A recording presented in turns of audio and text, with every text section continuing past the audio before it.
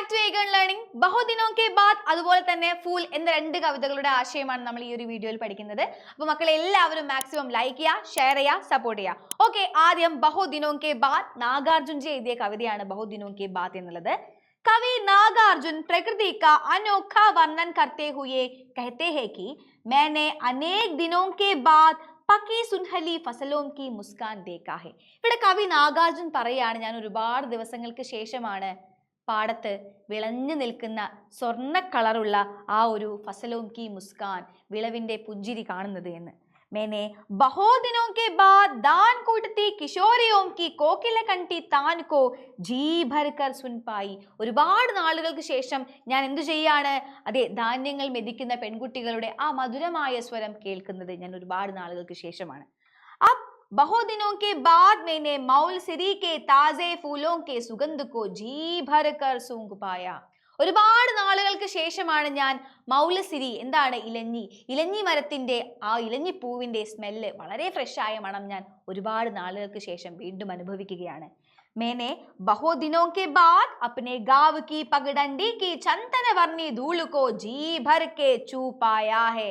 ഒരുപാട് നാളുകൾക്ക് ശേഷം ഞാൻ എൻ്റെ ഗ്രാമീണ നടവഴിപ്പാതയിലെ മണ്ണ് തൊട്ടു നോക്കുകയാണ്. मैंने बहुत दिनों के बाद താൽ മഖാന ഖായ और जी भर कर घन्ने चूसे. ഒരുപാട് നാളുകൾക്ക് ശേഷം ഞാൻ എന്ത് ചെയ്യാണ്? ഔഷധ ചെടികൾ കഴിക്കുകയാണ്, അതുപോലെ തന്നെ കരിമ്പ് തിന്നുകയാണ്. इस पृथ्वी पर मैंने गंध रूप रस शब्द स्पर्श आदि को जी भर कर भोगा बहुत दिनों के बाद. അപ്പോൾ ഒരുപാട് നാള് പട്ടണത്തിൽ ജീവിച്ച് ഗ്രാമത്തിലേക്ക് വന്ന കവിയെ വരവേറ്റത് പഞ്ചേന്ദ്രിയങ്ങളോടുകൂടി അദ്ദേഹം അനുഭവിച്ചത് ഒരുപാട് അനുഭവങ്ങളായിരുന്നു അല്ലേ. അപ്പൊ അദ്ദേഹം സ്മെൽ ചെയ്തും അതുപോലെ തന്നെ രൂപ്, രസ്, ശബ്ദ, സ്പർശി, ഇതിലൂടെയൊക്കെ അദ്ദേഹം ഈ പ്രകൃതിയെ മൊത്തമായി അങ്ങ് പൂർണ്ണമായും അനുഭവിച്ചു. ഇതാണ് ഈ കവിതയിൽ പറയുന്നത്. അപ്പൊ ഓക്കെ, നെക്സ്റ്റ് കവിത ഫൂൽ എന്നുള്ളതാണ്. ഡോക്ടർ രാം ദരശ് മിശ്ര ആണ് ഫൂൽ എന്ന കവിത എഴുതിയിട്ടുള്ളത്. നമുക്ക് നോക്കാം.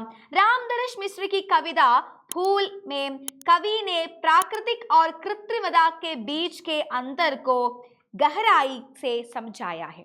അതായത് പ്രകൃത്യായുള്ളതും അതുപോലെ ആർട്ടിഫിഷ്യൽ കൃത്രിമത്വം ഉള്ളതുമായിട്ടുള്ളതിന്റെ കാര്യങ്ങളാണ് ഈ ഒരു കവിതയിൽ പറയുന്നത്. കവിതാക്കി ശുരുവാത്ത് മേ, കവിതയുടെ തുടക്കത്തിൽ കവി ബാസാർ മേ പ്ലാസ്റ്റിക് കെ ഫൂലോം കി സുന്ദരതാ കോ ദേഖ്കർ പ്രഭാവിത് ഹോത്തെ ഹെ. അതായത് ബാസാർ മേ പ്ലാസ്റ്റിക്, അല്ലേ, മാർക്കറ്റിലുള്ള പ്ലാസ്റ്റിക് പൂക്കളുടെ ഭംഗി കണ്ട് അതിലങ്ങ് മുഴുകിപ്പോയി. യെ ഫൂൽ ബിനാ മിട്ടി ഗാദ് പാനി और मौसम के बदलने के हमेशा खिलते रहते हैं. അതിന് വെള്ളം, വളം, അതുപോലെ തന്നെ കാലാവസ്ഥ, മണ്ണ്, ഇതൊന്നും പ്രശ്നമായിരുന്നില്ല. പക്ഷെ അത് ഭയങ്കര ഭംഗിയായിട്ട് വിടർന്നു നിന്നിരുന്നു. कवि को ये फूल इतने अच्छे लगते हैं कि वे अपने घर के प्राकृतिक फूलों को हटाकर प्लास्टिक के फूलों से घर सजा लेते हैं. അപ്പോൾ വീട്ടില് മൊത്തമായിട്ടും അദ്ദേഹം എന്ത് ചെയ്യാണ്? പ്ലാസ്റ്റിക് ഫൂല് കൊണ്ട്, അതായത് പ്ലാസ്റ്റിക് പൂക്കൾ കൊണ്ട് അലങ്കരിച്ചു വെക്കുകയാണ് അല്ലേ. സമയം ബീത്താ ഹെ, സമയം കടന്നുപോയി. और घर प्लास्टिक के फूलों की एक रसता में डूब जाता है. ആ വീട് ആ പ്ലാസ്റ്റിക്കിന്റെ ആ ഒരു ഏകരസതയിൽ മുഴുകിപ്പോയി. ഹവ മധുമക്ഖിയാം और खुद कवि को असली फूलों की गंध और रस की कमी महसूस होती है. കാറ്റിനും തേനീച്ചകൾക്കും ഒക്കെ കവിക്ക് സ്വയം അങ്ങനെയുമൊക്കെ പൂക്കളുടെ സുഗന്ധവും അതുപോലെ തന്നെ ആ ഒരു ഭംഗിയും ഒക്കെ ആസ്വദിക്കണമെന്നുണ്ട്. പക്ഷേ അവിടെ കവി ഒന്നും മിണ്ടാത്തതുപോലെ നിൽക്കുകയാണ്. ഫിർബി കവി ചുപ്പ് രഹ്താ ഹെ, കവി മിണ്ടാതെ നിന്നു. पत्नी पूजा और श्रृंगार के लिए असली फूलों की मांग करती है, लेकिन कवि तब भी चुप रहता है. ഭാര്യ അവിടെ എന്ത് ചെയ്യുന്നുണ്ട്? പൂജയ്ക്ക് വേണ്ടിയിട്ടും മറ്റാവശ്യങ്ങൾക്ക് വേണ്ടിയിട്ടും ഒക്കെ പൂക്കൾ വേണമെന്ന് പറയുന്നുണ്ട്. അവിടെയും കവി മിണ്ടാതെ നിന്നു. അതാ കവി കാ ബച്ച ഫൂലോം കി പെഹചാൻ കെ ലിയെ അസലി ഫൂലോം കി മാങ് കർത്താ ഹെ. ഈ പ്ലാസ്റ്റിക് പൂവിനെ തിരിച്ചറിയാൻ വേണ്ടി യഥാർത്ഥ പൂവ് ചോദിച്ച കുട്ടി അങ്ങനെ ചോദിച്ചപ്പോ ജിസേ കവി കാ ദിൽ ഹാഹാകാർ കർ ഉഡ്താ ഹെ. അപ്പോഴാണ് കവിയുടെ ഹൃദയം ഒന്ന് വിലപിക്കാൻ തുടങ്ങിയത്. ഹൃദയം വിലപിക്കുക, അത് വിഷമം വന്നു. ഉന്നെ എഹ്സാസ് ഹോത്താ ഹെ കി उन्होंने बच्चों को प्राकृतिक फूलों की सुंदरता और पहचान से वंचित कर दिया है. അപ്പോഴാണ് മനസ്സിലായത് എന്ത്?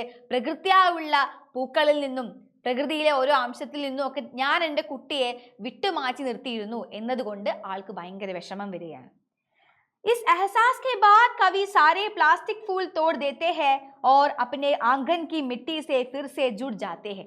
അങ്ങനെ എന്തു ചെയ്യുകയാണ്? ഈ ഒരു അനുഭവം ഉണ്ടായതിനു ശേഷം കവി എല്ലാ പ്ലാസ്റ്റിക് പൂക്കളെയും എന്തു ചെയ്യാണ്? തോട് ദേത്തെ അങ്ങനെ വലിച്ചെറിയുകയാണ്. അതുപോലെ തന്നെ അപ്പനെ ആംഗൻ കി മിട്ടി സേ ഫിർ സേ ജുഡ് ജാത്തെ, തൻ്റെ ഭൂമിയിൽ തൻ്റെ ആ ഒരു മുറ്റത്തെ മണ്ണിലേക്ക് വീണ്ടും മണ്ണ് കൂട്ടാൻ തുടങ്ങി. जब वे मिट्टी के साथ काम करते हैं तो मिट्टी मुस्कुराती है. മണ്ണുമായിട്ട് കളിക്കാൻ തുടങ്ങിയപ്പോൾ മണ്ണിന് ഭയങ്കര സന്തോഷമായി. ഹവാ ഗിൽ ഗിലാത്തി ഹെ, കാറ്റ് എപ്പോഴെങ്കിലും പൂക്കാറുണ്ടോ? ഇല്ല. ഇവിടെ പറയുന്നത് ഒരു വിശേഷണമായിട്ടാണ് കാറ്റിനും സന്തോഷമായി എന്നാണ്. और जल गाने लगता है, വെള്ളം എന്താണ്? വെള്ളത്തിന്റെ ആ ഒരു ശബ്ദം അല്ലേ, അത് എങ്ങനെ जल गाने लगता है, ഒരു പാട്ട് പോലെ വരാൻ തുടങ്ങി. यह प्रकृति की और वापसी और प्राकृतिक जीवन की सच्ची सुंदरता का प्रतीक है. ഇത് പ്രകൃതിയിലേക്കുള്ള തിരിച്ചുപോക്കും അതുപോലെ തന്നെ നല്ല പ്രകൃതി ഭംഗി ആസ്വദിക്കാനുള്ള ആളുകളുടെ ആ ഒരു ചിന്തയും ഒക്കെയാണ് ഇവിടെ പറയുന്നത്. പ്രകൃതിയിലേക്കുള്ള മടങ്ങിപ്പോക്ക് എന്നതാണ് ഈ ഒരു കവിതയുടെ പ്രധാന ആശയം. അപ്പൊ ഇത് രണ്ടും വളരെ ഇമ്പോർട്ടന്റ് ആയിട്ടുള്ള കവിതയാണ്. എല്ലാവരും കൃത്യമായിട്ട് പഠിച്ചു വെക്കുക. എല്ലാവർക്കും all the best. Okay, by.